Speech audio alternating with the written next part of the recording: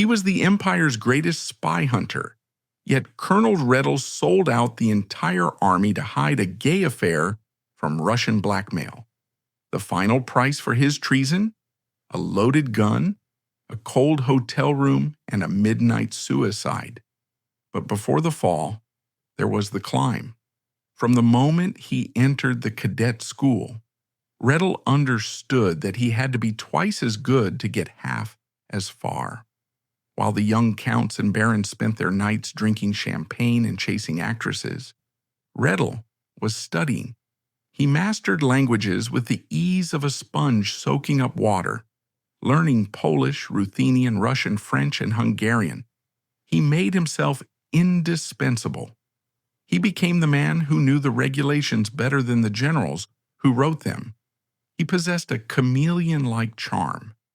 To his superiors, he was the perfect subordinate, deferential, efficient, invisible when necessary. To his equals, he was the good old fellow, a man who enjoyed a joke, a drink, and a song. He curated his persona carefully, constructing a mask of affable competence that hid a mind as cold and calculating as a ledger book. His rise was meteoric. By 1900, he had been assigned to the Evidence Bureau, the Bureau of Military Intelligence. This was the nerve center of the Empire's paranoia. In a state surrounded by enemies, information was the most valuable currency, and Redl proved to be a master banker. He didn't just work in intelligence, he revolutionized it. Before Redl, Austrian espionage was a gentleman's game played with white gloves and polite letters. Redl dragged it into the 20th century. He was a technological visionary. He introduced the use of photography to document suspects. He realized the power of the fingerprint long before it was standard police procedure. He installed recording devices, clunky, wax cylinder machines, hidden in lamps and flower pots, in the visitors' rooms of the intelligence office. He would offer a suspect a cigarette, leave the room, and let the hidden machine capture the man's panicked whispers to himself. He was the hunter. His job was to catch the Russian spies who were gnawing at the edges of the empire, and he was brilliant at it. He caught them by the dozen. He exposed traitors within the ranks. He became the terror of foreign agents. The irony, of course, is sharp enough to draw blood. The man building the trap was the only one who knew exactly how to walk through it without getting caught. By 1907, he was the head of the Kundschaftsstelle, the counterintelligence wing. He was effectively the gatekeeper of all the empire's secrets. He was tapped for greatness, perhaps even a generalship. The Emperor Franz Joseph, the old man with the mutton chops whiskers who had ruled for 60 years, looked upon Redl with favor. Redl was the success story of the meritocracy. But every man has a shadow, and Alfred Redl's shadow was vast, dark, and expensive. Underneath the stiff collar of his uniform, Redl was a man in torment. In the ultra-conservative Catholic Society of Austria-Hungary, homosexuality was not just a sin, it was a crime. Paragraph 129b of the Penal Code stated that unnatural fornication was punishable by hard labor and immediate expulsion from society. For a military officer, it was a death sentence. To be exposed meant stripping of rank, prison, and total social annihilation. Redl lived in a state of constant high-wire anxiety. He had to be the most masculine of men in public, a bachelor married to the army, while in private, he was consumed by desires that could destroy him. And these desires were not cheap. Vienna was a city of pleasures, but pleasures cost money. Redl didn't just want to hide his sexuality, he wanted to celebrate it, albeit in the shadows. He developed a taste for luxury that bordered on the pathological. He didn't just want a car, he wanted a Daimler, the Rolls-Royce of its day. He didn't just want a flat, He wanted a palatial apartment in the fashionable district, filled with velvet drapes, mahogany furniture, and rare wines. He wanted to travel. He wanted to be a gentleman of leisure. And then there was love, or what Redl, in his desperate loneliness, mistook for love. He fell for young men, beautiful, reckless, aristocratic young men who looked good in uniforms and expected to be kept in the style to which they were accustomed. His great passion was a lieutenant named Stefan Hromada. Hromada was everything Redl was not: young, noble, and carefree. To keep Hromada, Redl became his financier. He paid the boy's gambling debts. He bought him horses. He took him on lavish holidays to Venice and the Swiss Alps. There is a tragic calculation here. Redl's official salary as a colonel was decent, but it was the salary of a civil servant. It was enough for a comfortable middle-class existence, perhaps a small house and a maid. It was absolutely not enough for Daimlers, champagne, and the maintenance of a high society lover. The math simply didn't work. By 1905, Redl was bleeding money. He was drowning in debt. He was borrowing from loan sharks, moving money from one account to another, frantically trying to plug the holes in his finances. He was living a double life in every sense: the public hero and the private deviant, the wealthy aristocrat and the penniless debtor. It is here, in the gap between his income and his expenses, that the devil entered the room. The Russian intelligence service, the Okhrana, was not as technologically advanced as Redl's bureau, but they were patient and they were ruthless. They operated out of Warsaw, looking west with hungry eyes. They knew that the Austrian armor had chinks. They didn't look for ideology, they looked for vice. They looked for the gamblers, the drinkers, the womanizers, and the men with secrets. They found Redl. The exact moment of the turn is shrouded in the fog of history, but we can reconstruct it with chilling accuracy. It likely began with a letter, not a threat initially, but an offer, or perhaps a discovery. The Russians had agents everywhere: waiters in the cafes Redl frequented, porters in the hotels where he met his lovers, perhaps even a disgruntled former conquest. Sometime around 1907, the same year he was promoted to head of counterintelligence, the trap snapped shut. The Russians discovered his secret. They had the evidence. Maybe it was a photograph. Maybe it was a love letter written in a moment of carelessness. In the hands of the Russian spy master Colonel Batushin, this evidence was nuclear. The scene was likely innocuous. Redl receives a message. A meeting is arranged, perhaps in a discreet park or safe house. He expects a routine intelligence briefing. Instead, he is presented with a file. He opens it and sees his life ending. He sees the court-martial, the disgrace, the prison cell, the look of disgust on the emperor's face. The Russian offer would have been simple, almost gentlemanly. "We don't want to ruin you, Colonel. We admire you. In fact, we want to help you. We know you have financial difficulties. We have unlimited funds. All we need is a little help, a few documents, old ones to start with, nothing that would hurt your country. Just verification." It is the classic intelligence seduce and destroy tactic. They don't ask for the crown jewels on the first date. They ask for something small, a training manual, a roster of outdated codes. They give you money, an amount that solves all your immediate problems. The relief is intoxicating. You tell yourself it's just this once. You tell yourself you are still a patriot, that you are just playing a game. But once you take the first envelope of cash, you are theirs. Redl took the money. And just like that, the head of the Austrian counterintelligence became agent number 25 of the Russian imperial staff. The transformation was grotesque. Redl began to live like a king. He bought the Daimler. He furnished his apartment in Vienna with an opulence that raised eyebrows, but was explained away with vague murmurs of a rich inheritance from an obscure aunt. He showered Ramada with gifts. He threw parties where the champagne flowed like water. To his colleagues, he was the ultimate success story. He was the man who had it all. They envied his car, his clothes, his effortless charm. They didn't see the sweat on his collar. They didn't see the eyes that constantly darted to the exits. They didn't know that every time the telephone rang, Redl's heart stopped, fearing it was his handlers in Warsaw demanding more. And they demanded more.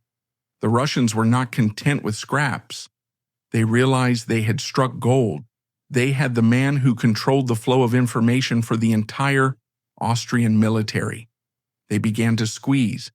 We want the mobilization orders. We want the fortress blueprints in Galicia. We want the names of your spies in St. Petersburg. Redl gave them everything.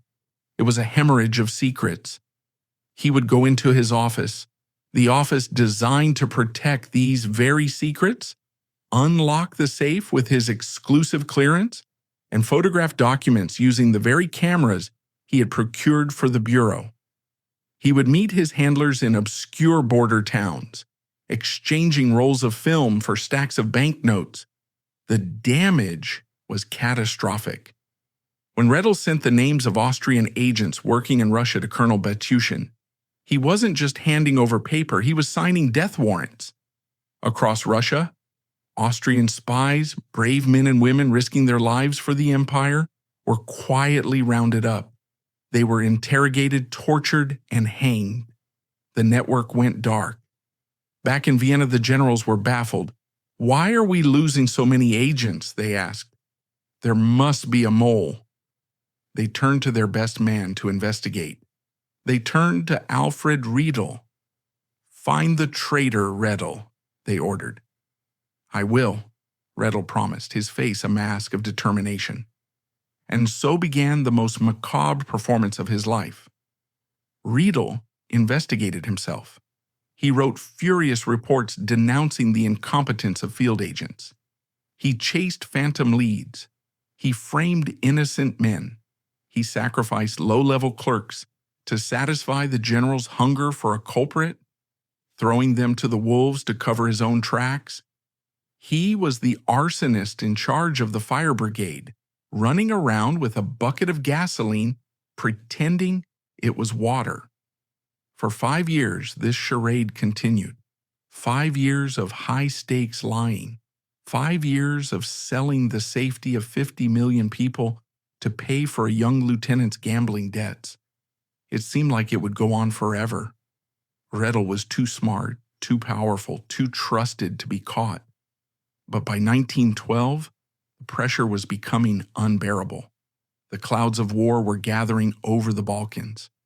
The general staff was working around the clock to update mobilization plans, and every new railway timetable had to be stolen and sent to Warsaw.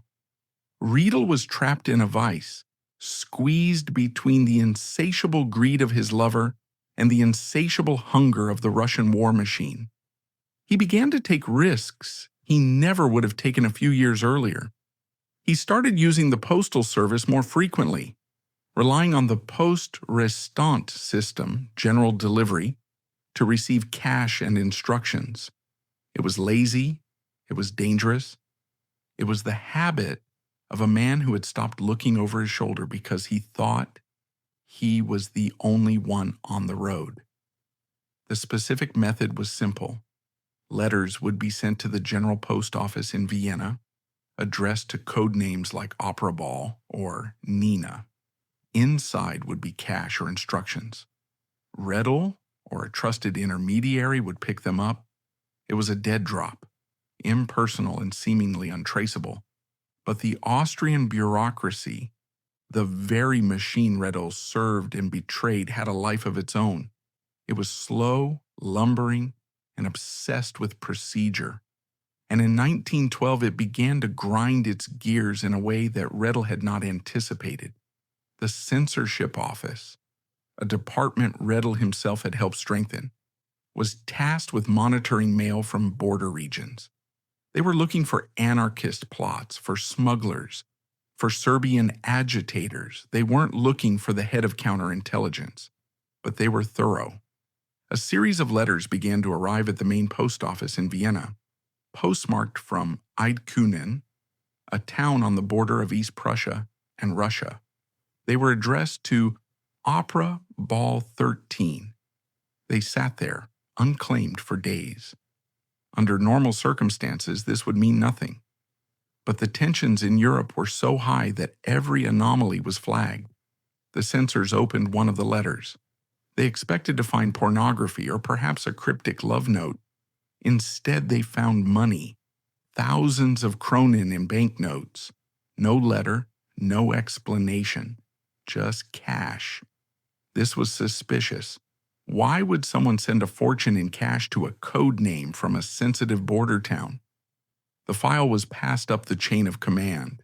It landed on the desk of Major Maximilian Ronge. Ronge was a serious, humorless man. He was Redl's protege. He worshipped Redl. He had learned everything he knew about spy hunting from the colonel. When he saw the file, he didn't think of his mentor. He thought, we have a Russian illegal operating in Vienna, a paymaster. Ronge did exactly what Redl had taught him to do. He set a trap. He ordered the post office to put the letters back in the slot. He installed a system of electric bells. When the clerk at the counter handed over the letters to Opera Ball 13, he was to press a button under the desk. This would ring a bell in the nearby police station, alerting 2 detectives to rush to the post office and arrest the recipient.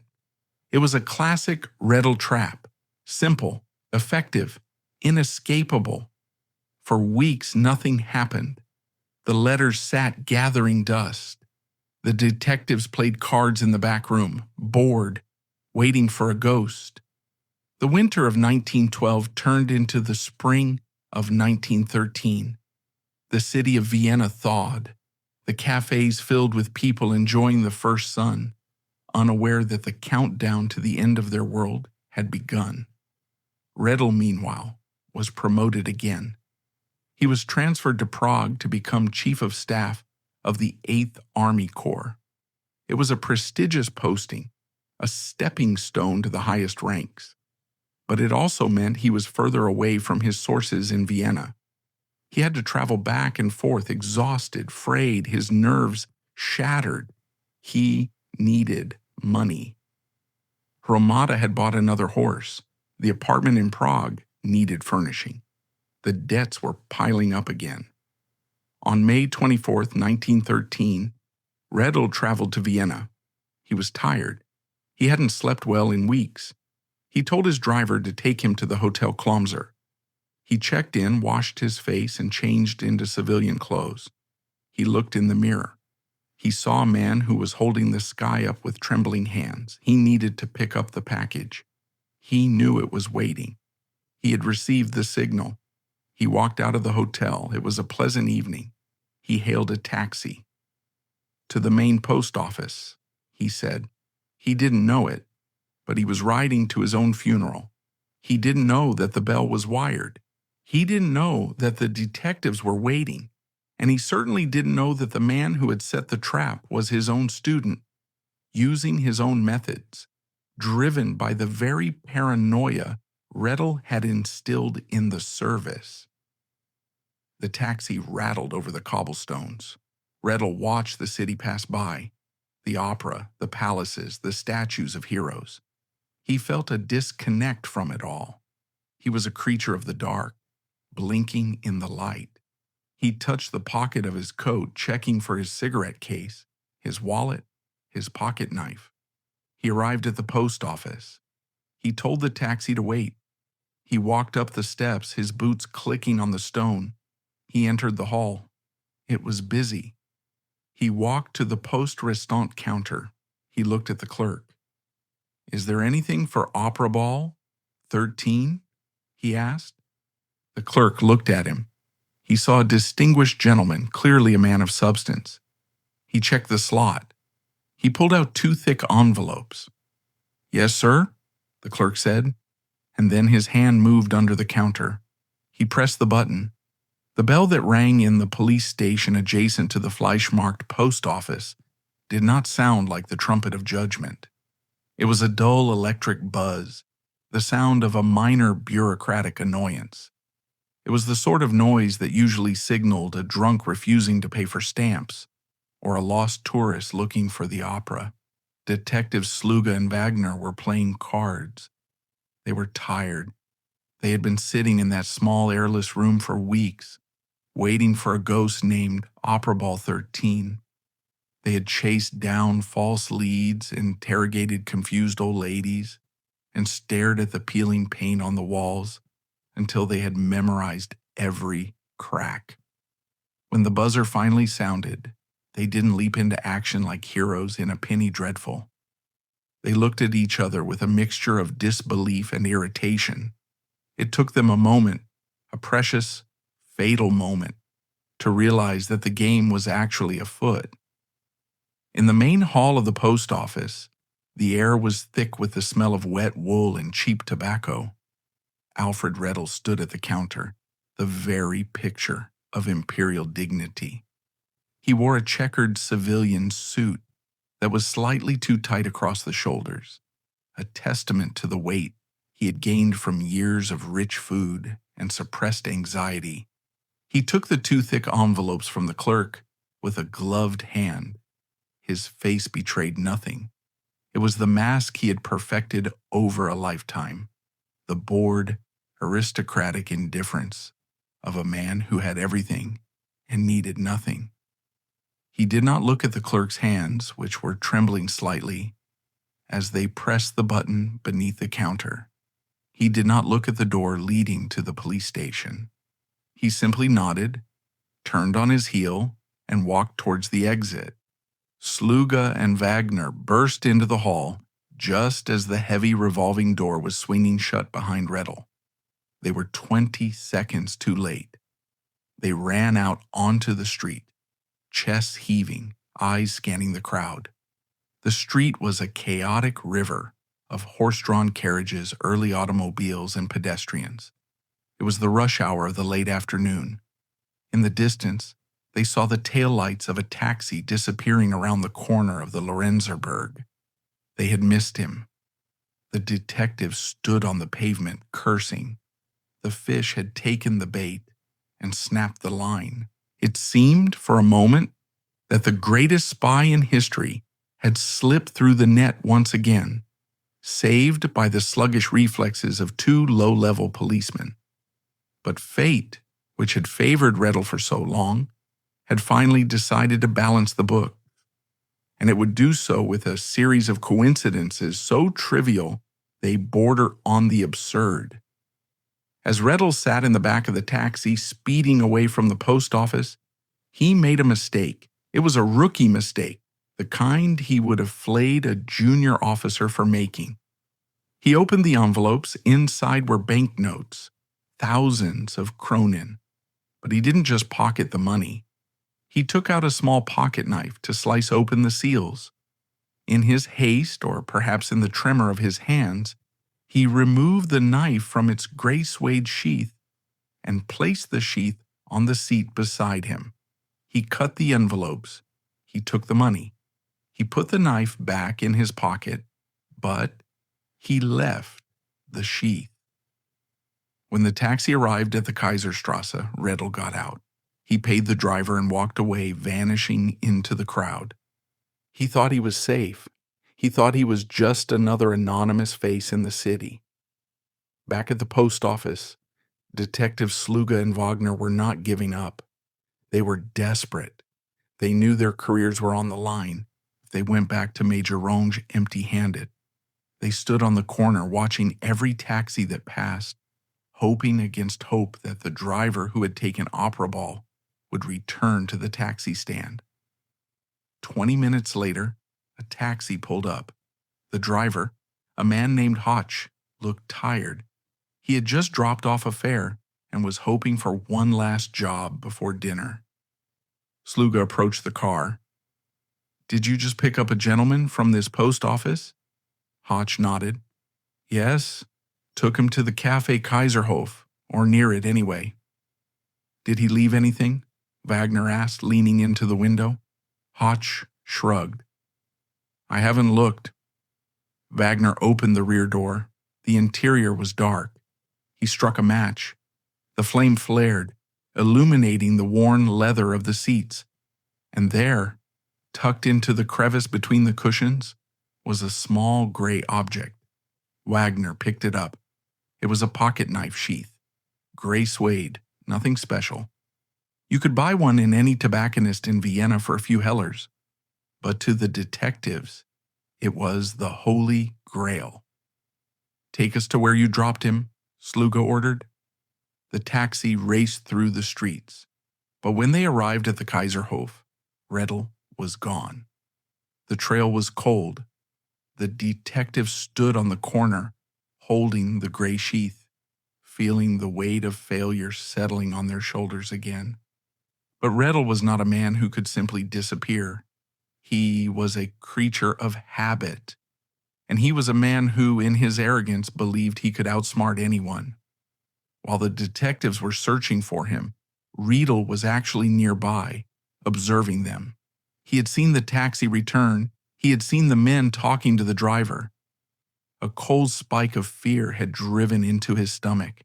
He realized he had been followed. He realized the opera ball drop was blown, but he didn't run. Running would be an admission of guilt. Instead, he did something incredibly bold and incredibly stupid. He went back to his hotel. He returned to the Hotel Klomser, a place of plush carpets and discreet service, a sanctuary for the elite. He went to the front desk and asked for the key to room 1. He needed to think.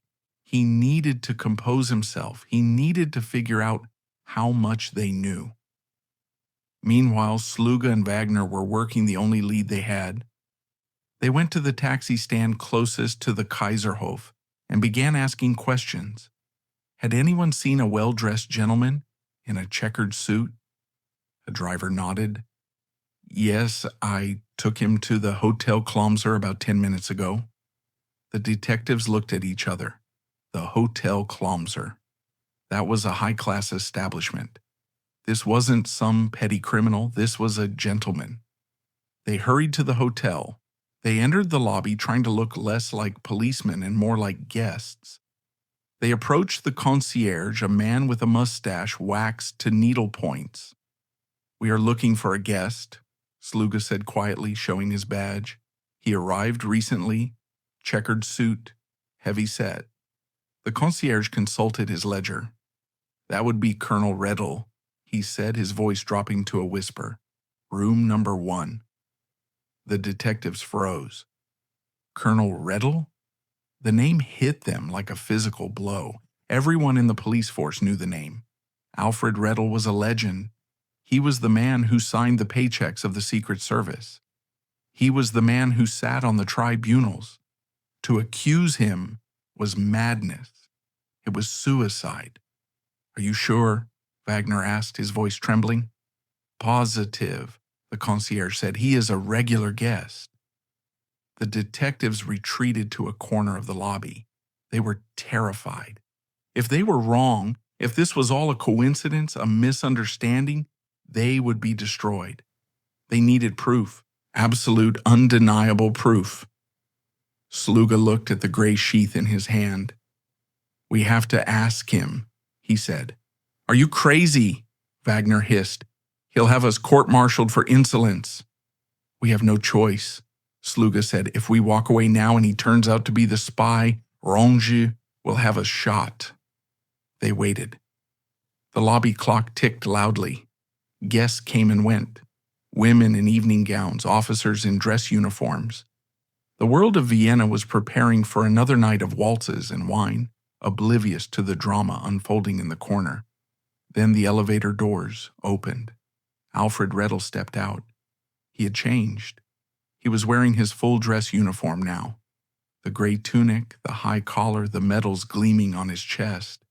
He looked every inch the Imperial commander. He was heading out for dinner. Perhaps to meet Romada, perhaps to lose himself in noise and light, to drown out the panic rising in his throat. He walked across the lobby with a steady, measured stride. He saw the two men in the corner. He recognized them. They were the ones from the post office. He knew with a sickening certainty that the game was up. But his pride, his training, wouldn't let him falter. He walked towards the door. Sluga stepped forward. He was sweating. He held out his hand. In his palm lay the gray suede sheath. "Beg pardon, Colonel," Sluga said, his voice cracking slightly. "But did you drop this in the taxi?" It was the moment of truth. A brilliant spy, a man of quick wits, might have denied it. "No, I've never seen that before. I don't carry cheap pocket knives. You must be mistaken." A denial would have created doubt. It would have forced the detectives to retreat, to find more evidence. It might have bought him time to flee, to get to the Russian embassy. But Redl was exhausted. He was worn down by years of lying. And in that split second, the facade crumbled. The reflex of the polite gentleman overrode the instinct of the spy. He patted his pocket. He felt the knife bare and cold against his thigh. "Ah," Redl said, "yes, thank you." He reached out and took the sheath. He slipped the knife into it. It fit perfectly. The click of the knife sliding home was the loudest sound in the lobby. Redl looked at Sluga. Sluga looked at Redl. In that gaze, everything was said. "I know who you are, and you know that I know." "Thank you," Redl said again. His voice was hollow. He turned and walked out of the hotel, but he didn't run. He walked aimlessly into the night. He was a dead man walking. Sluga rushed to the telephone booth in the lobby. He dialed a number that very few people possessed. It was the direct line to Major Maximilian Rong at the War Ministry. "Major," Sluga whispered into the receiver, shielding his mouth with his hand. "We found him. We found Opera Ball." "Who is it?" Rong asked. His voice was tight with anticipation.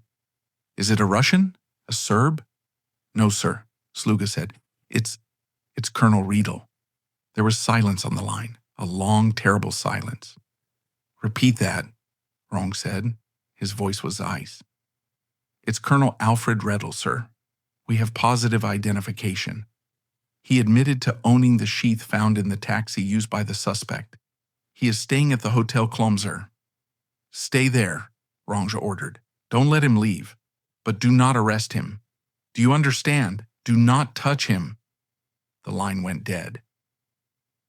In the War Ministry, Major Rong sat staring at the telephone receiver. His world was spinning. Redl? His mentor? The man who had taught him how to catch spies? It was impossible. It was a mistake. But Rong was a professional. He remembered the other piece of evidence they had gathered from the post office, the receipts signed by Opera Ball for previous packages. He pulled Redl's personnel file from the cabinet.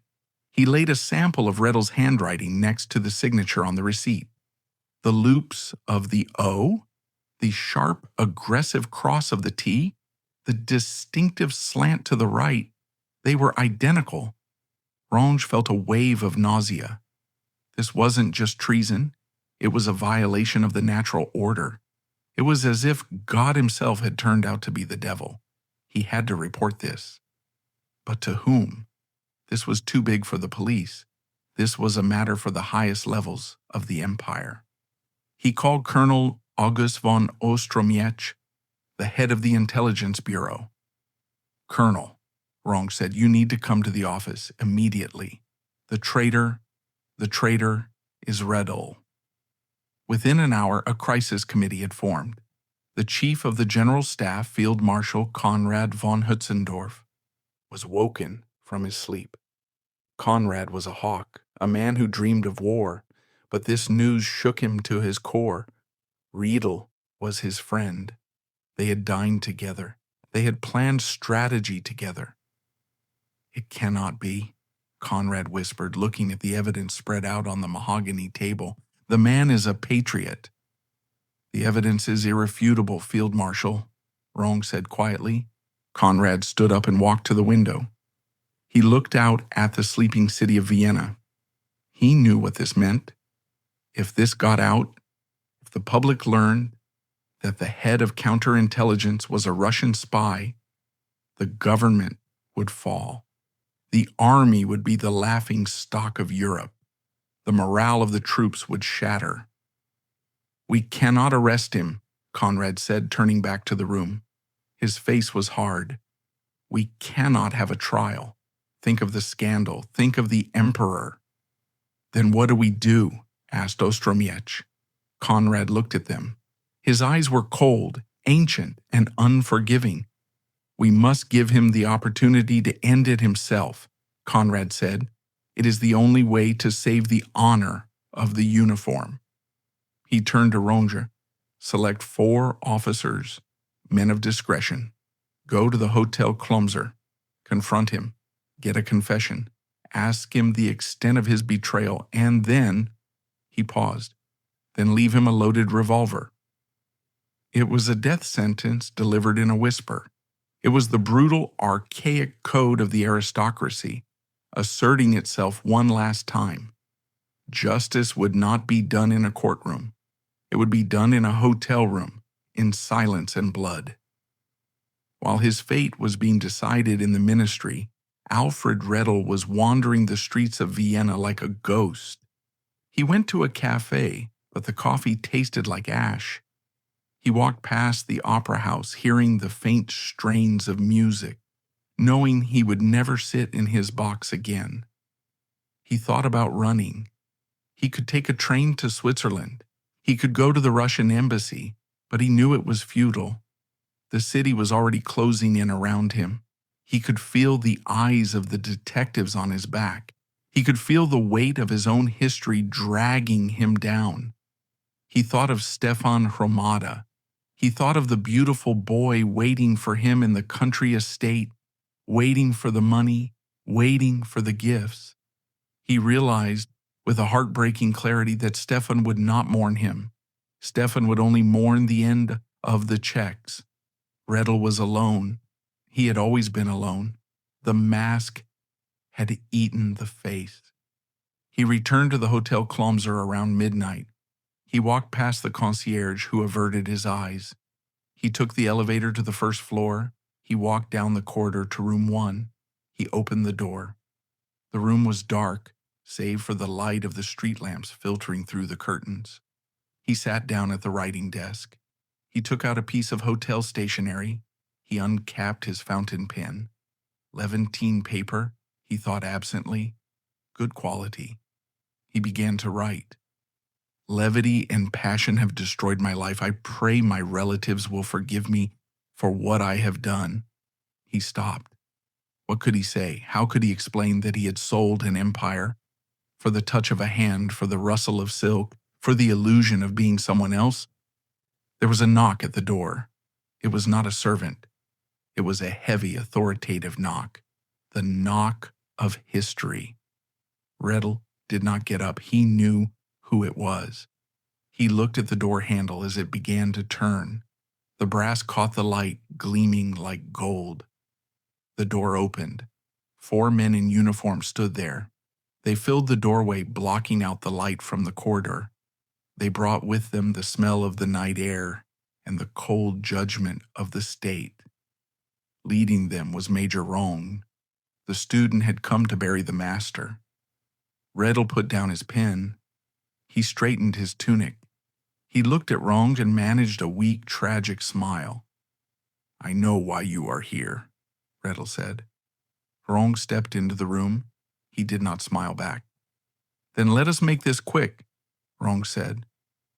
The air in room 1 of the Hotel Klomser was so still it felt pressurized, as if the walls were holding back the weight of the entire Danube.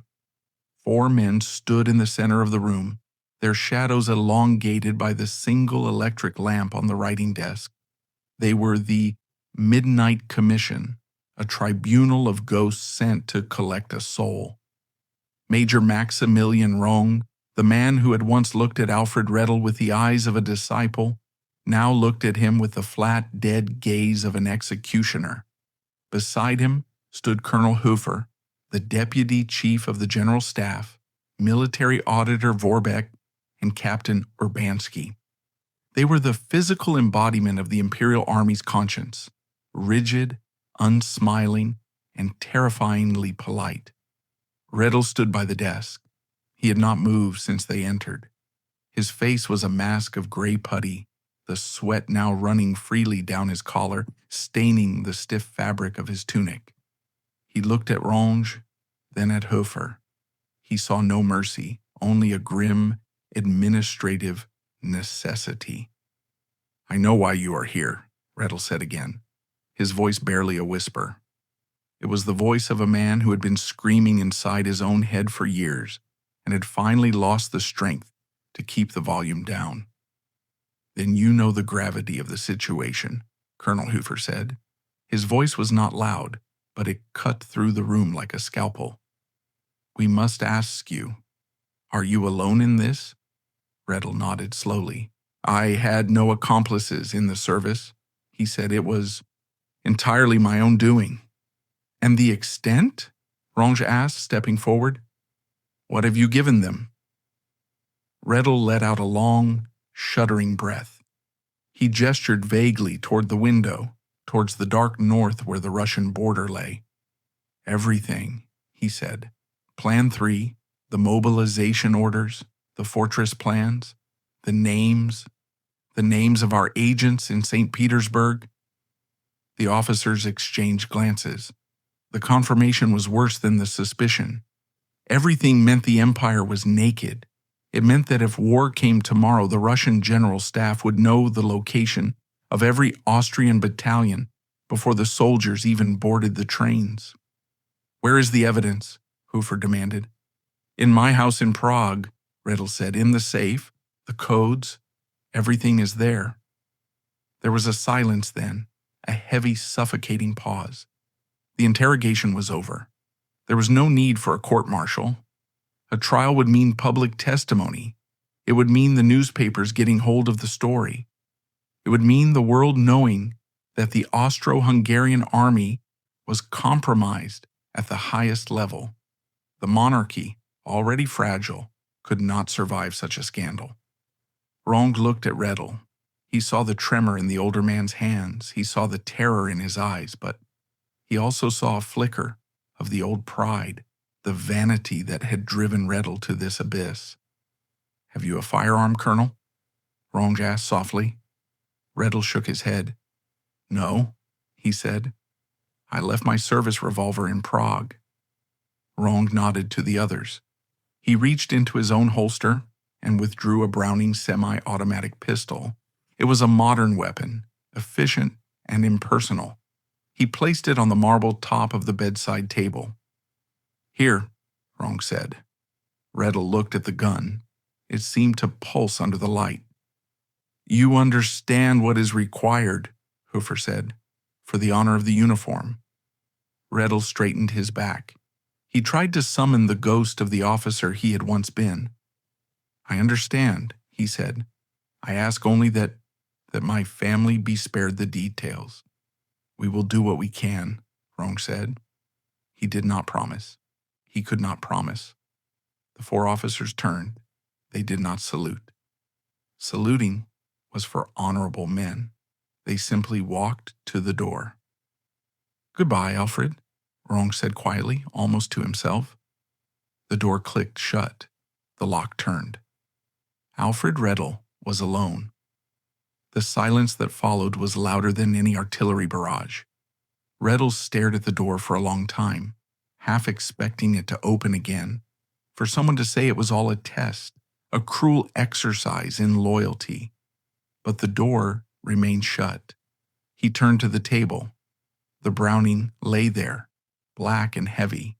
Next to it was a small penknife, the same knife that he had pulled from the gray sheath in the lobby, the knife that had sealed his fate. He walked to the mirror above the wash basin. He looked at his reflection. The face staring back was a stranger's face. It was bloated, the skin sagging, the eyes rimmed with red. He tried to find the young, ambitious cadet from Limburg in those eyes, the boy who had memorized regulations by candlelight, who had dreamed of glory. But that boy was gone. In his place was a spy, a traitor, a man who had sold his soul for silk sheets and the affection of a lieutenant who probably wouldn't even cry at his funeral. Stefan, he thought. Stefan will be furious when the money stops. The thought was bitter, like bile. He realized with a sudden devastating clarity that he had destroyed himself for nothing. Ramada didn't love him. The Russians didn't respect him. The Emperor didn't know him. He was a hollow man, filled with secrets that were no longer secret. He sat down at the writing desk. He had to write. It was the bureaucrat in him, the need to leave a paper trail, even at the end. He picked up the pen. His hand shook so violently that the ink splattered on the page. "Levity and passion have destroyed my life," he wrote. "I pray my relatives will forgive me for what I have done. I have paid with my life. Alfred." He stared at the words. Levity and passion. It sounded poetic, almost noble. It was a lie. It wasn't passion. It was greed. It wasn't levity. It was fear. But history is written by the survivors, or in this case, by the suicide note. He wrote a second note to his brother, asking him to take care of his servants. He wrote a third to General Giesel, his mentor, apologizing for the betrayal. Then he put down the pen. It was time. He looked at his pocket watch. It was nearing 2 a.m. Outside, the city of Vienna was asleep. The cafes were closed. The waltzes had ended. He picked up the Browning. It felt cold in his hand. He checked the magazine. It was full. He only needed one. He stood in front of the mirror again. He wanted to see it happen. He wanted to look death in the eye, the one spy he couldn't deceive. He raised the gun to his right temple. The metal pressed against his skin, a small circle of ice. His heart was hammering against his ribs, a frantic bird-like rhythm. Do it, he told himself. Do it before you lose your nerve. But the body fights to live. His finger froze on the trigger. He lowered the gun. He took a breath. He walked to the window and looked out at the street lamp below. A moth was circling the light, burning its wings, driven by an instinct it couldn't control. Just like me, he thought. He walked back to the mirror. This time he didn't hesitate. He didn't want to think about the pain. He didn't want to think about the darkness. He just wanted the noise in his head, the constant screaming fear of exposure, to stop. He put the gun in his mouth this time. No, that was too messy, too grotesque. He moved it back to his temple. "God forgive me," he whispered. He pulled the trigger. The crack of the gunshot was swallowed by the heavy velvet curtains and the thick walls of the old hotel. Redl's body crumpled to the floor like a puppet whose strings had been cut. The gun skittered across the carpet. Silence returned to room 1. But it was a different silence now. It was final. Down on the street, the detectives Sluga and Wagner were still keeping watch. They heard nothing. The insulation of the Klomser was excellent. They smoked their cigarettes, stamping their feet against the chill of the early morning, unaware that their quarry had already escaped them. It wasn't until 5 a.m. that the silence was broken. A hotel servant, bringing morning coffee, knocked on the door. There was no answer. He tried the handle. It was unlocked. He pushed the door open. The lamp was still burning. The scream that followed woke the entire first floor. Within minutes, the hotel was in chaos. Guests in nightgowns peered from their doorways. The manager was shouting. But before the police could arrive, 4 men in uniform pushed through the crowd. The Midnight Commission had returned. Rong entered the room. He looked down at the body of Alfred Redl. There was blood on the carpet, a dark, spreading stain. Redl's eyes were open, staring blankly at the ceiling as if surprised by the sudden lack of ceiling in the afterlife. Rong felt no satisfaction. He felt only a cold, professional urgency. He knelt and picked up the suicide notes. He pocketed them. He picked up the Browning. "Get everyone out," he ordered the manager. "This is a military matter." The cover-up began immediately. The official statement was drafted before the body was even cold. Colonel Alfred Redl, Chief of Staff of the 8th Corps, has died suddenly of a nervous breakdown caused by overwork. It was a plausible lie. Everyone knew Redl worked hard. Everyone knew he was high-strung. A suicide, tragic, but not treasonous. The honor of the army would be preserved, but there was still Prague. Ronge knew that the real danger lay in Redl's apartment in the capital of Bohemia. If Hromada got there first, or if the local police opened the safe, the game was up. "We go to Prague," Ronge told Hofer. "Now." They took a military car driving at breakneck speed. They arrived in Prague just before noon on Sunday. They went straight to Redl's address at 18 Wencelsbadgasse. It was a magnificent house. Even Ronge, who knew of Redl's spending, was shocked. The interior was a museum of decadence.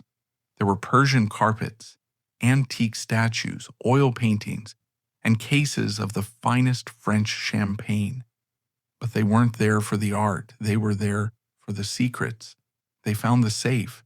It was a heavy, military-grade model. They didn't have the combination. "Break it open," Hofer ordered. They called a local locksmith, a man named Wagner, no relation to the detective. He was a simple tradesman, happy to be called for a job on a Sunday by high-ranking officers. He arrived with his tools, bowing and scraping. "Open it," Ronge commanded, "and be quick about it." Wagner worked the tumblers. It took him 20 minutes. With a heavy clunk, the door swung open. The officers pushed the locksmith aside. They peered into the steel belly of the safe. What they saw made their blood run cold. It wasn't just a few papers. It was an archive. There were stacks of photographs, hundreds of them, showing every major Austrian fortification in Galicia. There were the complete mobilization orders for the Balkans. There were code books.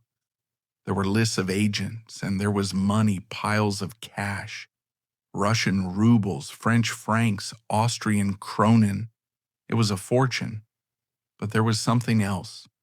In the back of the safe and in the drawers of the desk, they found the other half of Redl's life.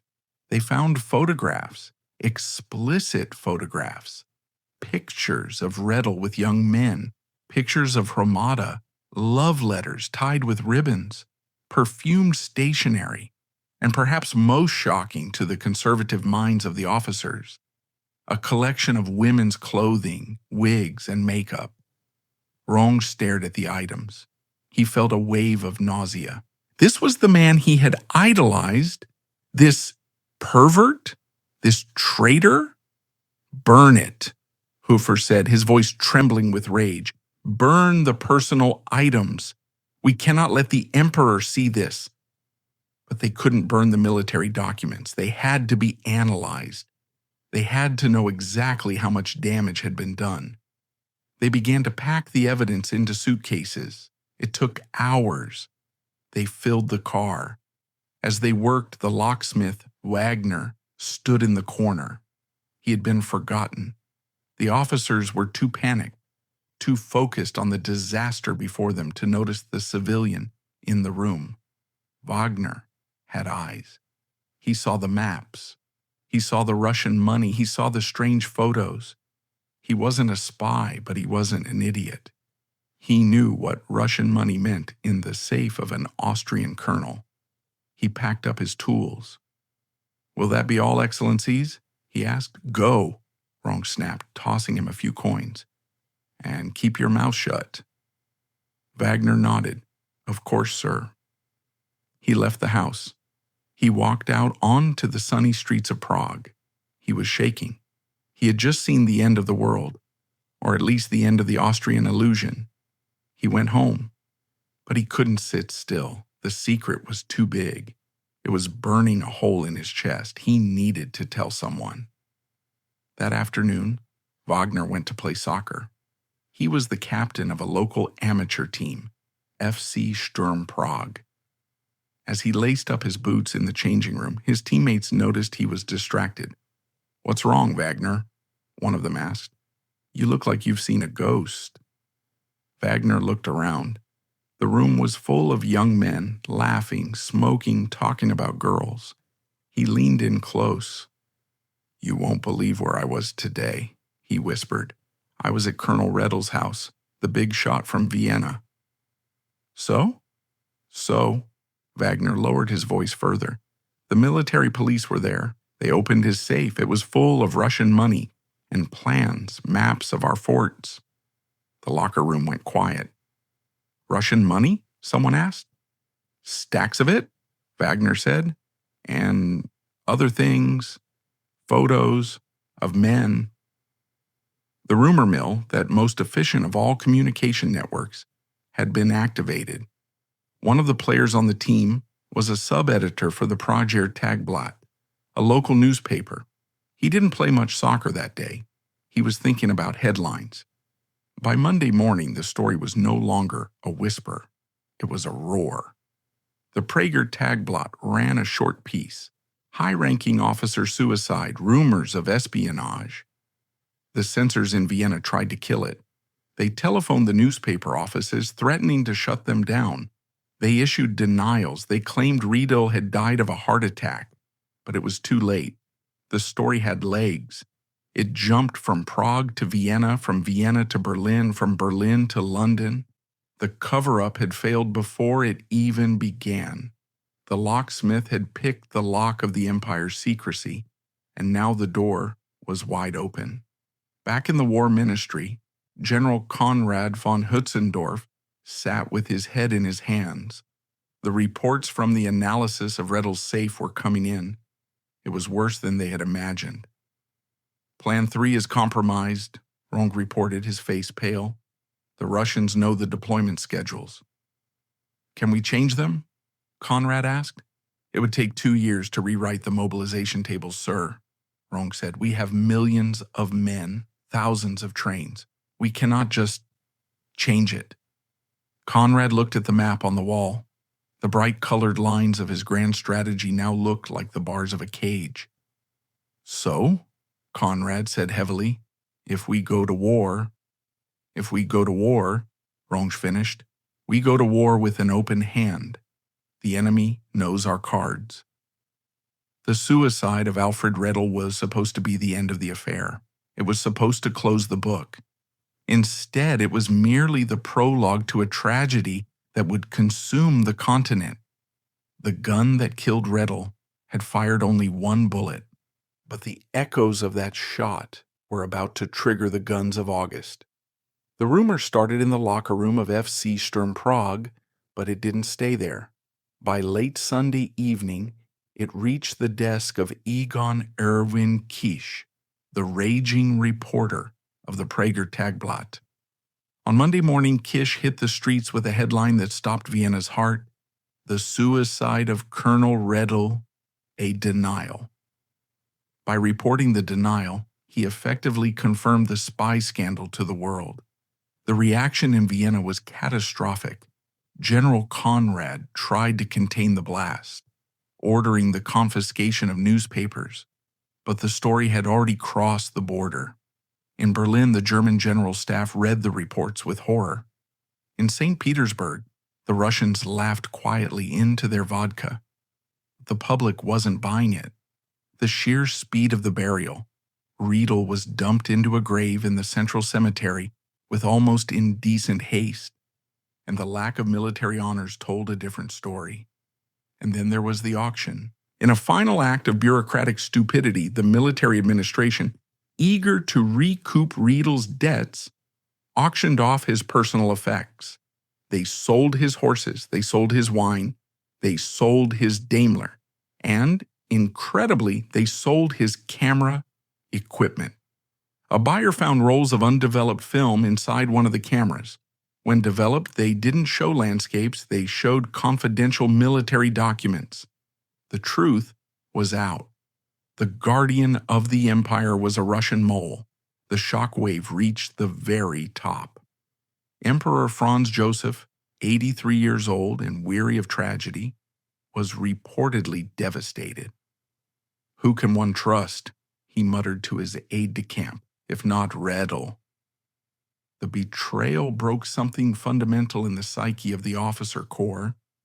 They had always believed that they were a caste apart, bound by a code of honor that transcended money. Redl proved that honor had a price tag, and in his case, it was the price of a few racehorses and a high-maintenance lover. Speaking of lovers, the fate of Stefan Hromada was a quiet footnote to the roaring scandal. The young lieutenant, the catalyst for the greatest betrayal in military history, was arrested. He was interrogated by the same men who had handed Redl the gun. Hromada wept. He claimed innocence. He claimed he knew nothing of the source of Redl's wealth. "I thought he was rich," he sobbed. "I never asked." Remarkably, the investigators believed him. Or perhaps they just didn't want another trial, exposing the sordid details of the affair. Hromada was quietly discharged from the army. He vanished into obscurity, a man who had danced with the devil and lived to tell the tale, while the devil himself lay rotting in a traitor's grave. But the real cost of Alfred Redl's life was not paid by Hromada, nor by the embarrassed generals in Vienna. It was about to be paid by the youth of Europe. The year turned. On June 28, 1914, the Archduke Franz Ferdinand was assassinated in Sarajevo. The clock that Redl had wound finally struck midnight. General Konrad von Hötzendorf sat in his war room facing a nightmare. He had to mobilize millions of men using the exact plans Redl had sold. He knew the Russians had the script. He knew they were waiting. But a mobilization plan for an empire is like a supertanker. You cannot turn it around in a week. To change the plans would take 2 years. Konrad had 2 days. "We have no choice," Konrad said grimly. It was a gamble of criminal proportions. When the Austrian armies marched into Galicia in August 1914, they walked into a slaughterhouse. The Russians were positioned with mathematical precision. They knew the terrain, the supply routes, and the strength of every fortress because Redl had sent them the files. The result was catastrophic. In the first few weeks of the war alone, Austria-Hungary lost 350,000 men. 350,000. They died in the mud, shredded by artillery that found their range instantly. They were betrayed by a man they had never met, a man who had sold their lives to pay for champagne and silence.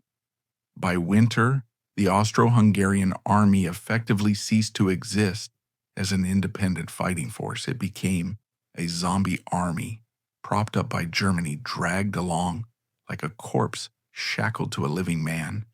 And Alfred Redl? He lay in an unmarked grave in the central cemetery, erased by a government that wanted to pretend he never existed. But you cannot erase a man who changed history. Redl was the perfect product of the empire, obsessed with appearances, rotting from the inside, and ultimately suicidal. When the empire finally collapsed in 1918, shattering into a dozen pieces, it was merely the final echo of the gunshot in the Hotel Klomser. But the most chilling artifact of his legacy isn't a weapon or a map. It is a piece of paper buried deep in the military archives. It is a receipt from the Hotel Klomser, dated the night of the suicide. It lists the expenses incurred by the military commission. There is a charge for the coffee, a charge for the cleaning of the blood-stained carpet, and a charge for 1 bullet. The army, true to its bureaucratic soul to the very end, made sure that Alfred Redl paid for his own execution. The price was a few hellers. The cost was an empire. "I had no accomplices in the service," he said. It was entirely my own doing. And the extent? Ronge asked, stepping forward. What have you given them? Redl let out a long, shuddering breath. He gestured vaguely toward the window, towards the dark north where the Russian border lay. Everything, he said. Plan 3, the mobilization orders, the fortress plans, the names of our agents in St. Petersburg. The officers exchanged glances. The confirmation was worse than the suspicion. Everything meant the empire was naked. It meant that if war came tomorrow, the Russian general staff would know the location of every Austrian battalion before the soldiers even boarded the trains. Where is the evidence? Hofer demanded. In my house in Prague, Redl said. In the safe, the codes, everything is there. There was a silence then, a heavy, suffocating pause. The interrogation was over. There was no need for a court-martial. A trial would mean public testimony. It would mean the newspapers getting hold of the story. It would mean the world knowing that the Austro-Hungarian army was compromised at the highest level. The monarchy, already fragile, could not survive such a scandal. Ronge looked at Redl. He saw the tremor in the older man's hands. He saw the terror in his eyes, but he also saw a flicker of the old pride, the vanity that had driven Redl to this abyss. Have you a firearm, Colonel? Ronge asked softly. Redl shook his head. No, he said. I left my service revolver in Prague. Ronge nodded to the others. He reached into his own holster and withdrew a Browning semi-automatic pistol. It was a modern weapon, efficient and impersonal. He placed it on the marble top of the bedside table. Here, Ronge said. Redl looked at the gun. It seemed to pulse under the light. You understand what is required, Hofer said, for the honor of the uniform. Redl straightened his back. He tried to summon the ghost of the officer he had once been. I understand, he said. I ask only that my family be spared the details. We will do what we can, Ronge said. He did not promise. He could not promise. The 4 officers turned. They did not salute. Saluting was for honorable men. They simply walked to the door. Goodbye, Alfred, Ronge said quietly, almost to himself. The door clicked shut. The lock turned. Alfred Redl was alone. The silence that followed was louder than any artillery barrage. Redl stared at the door for a long time, half expecting it to open again, for someone to say it was all a test, a cruel exercise in loyalty. But the door remained shut. He turned to the table. The Browning lay there, black and heavy. Next to it was a small penknife, the same knife that he had pulled from the gray sheath in the lobby, the knife that had sealed his fate. He walked to the mirror above the wash basin. He looked at his reflection. The face staring back was a stranger's face. It was bloated, the skin sagging, the eyes rimmed with red. He tried to find the young, ambitious cadet from Lemberg in those eyes, the boy who had memorized regulations by candlelight, who had dreamed of glory. But that boy was gone. In his place was a spy, a traitor, a man who had sold his soul for silk sheets and the affection of a lieutenant who probably wouldn't even cry at his funeral. Stefan, he thought. Stefan will be furious when the money stops. The thought was bitter, like bile. He realized with a sudden devastating clarity that he had destroyed himself for nothing. Ramada didn't love him. The Russians didn't respect him. The emperor didn't know him. He was a hollow man, filled with secrets that were no longer secret. He sat down at the writing desk. He had to write. It was the bureaucrat in him, the need to leave a paper trail, even at the end. He picked up the pen. His hand shook so violently that the ink splattered on the page. Levity and passion have destroyed my life, he wrote. I pray my relatives will forgive me for what I have done. I have paid with my life. Alfred. He stared at the words. Levity and passion. It sounded poetic, almost noble. It was a lie. It wasn't passion. It was greed. It wasn't levity. It was fear. But history is written by the survivors, or in this case, by the suicide note. He wrote a second note to his brother, asking him to take care of his servants. He wrote a third to General Giesel, his mentor, apologizing for the betrayal. Then he put down the pen. It was time. He looked at his pocket watch. It was nearing 2 a.m.